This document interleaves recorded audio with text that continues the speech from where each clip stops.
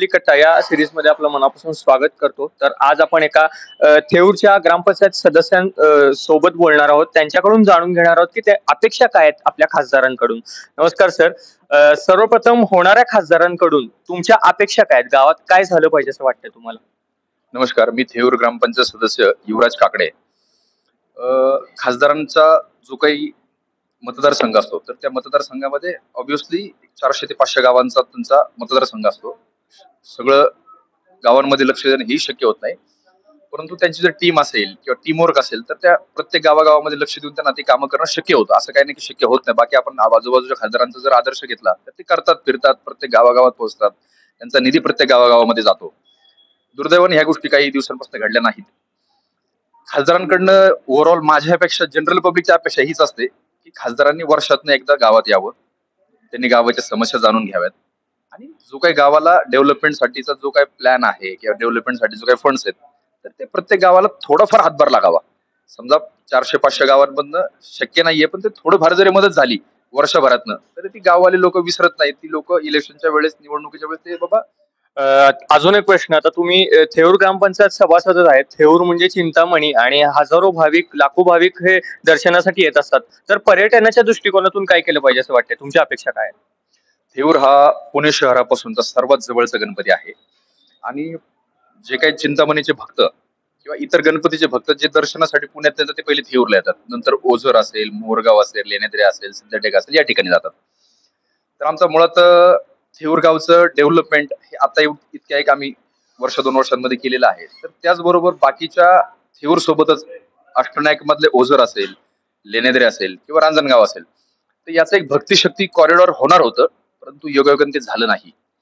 तर ते भक्तिशक्ती कॉरिडॉर हे पूर्ण अष्टविनायकाचं व्हावं की जेणेकरून आज अनेक दगडूशेठ असतील किंवा मुंबईचे सिद्धिविनायक गणपती असेल, म्हणजे तिकडं लोक दर्शनासाठी जातात ही आनंदाचीच गोष्ट आहे.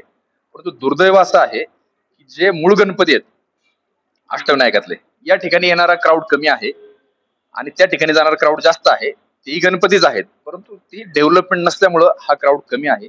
ह्या डेव्हलपमेंटसाठी कोणीही खासदार असू द्यात, म्हणजे जे कोण खासदार होतील त्यांनी ह्या अष्टविनायकाच्या 8 गणपतीपैकी 4 गणपती हे शिरूर लोकसभा मतदारसंघामध्ये येतात. ह्याचा एक डेव्हलपमेंटचा काहीतरी आराखडा त्यांनी तयार करावा आणि त्या अनुषंगाने प्रयत्न करावेत. कारण आता मागच्या काही काळामध्ये अष्टविनायकाला जोडणारे काही रस्ते झालेले आहेत. 851 कोटी रुपये राज्य सरकारने खर्च करून अष्टविनायकाची पूर्ण गणपतींची कनेक्टिव्हिटी केलेली आहे.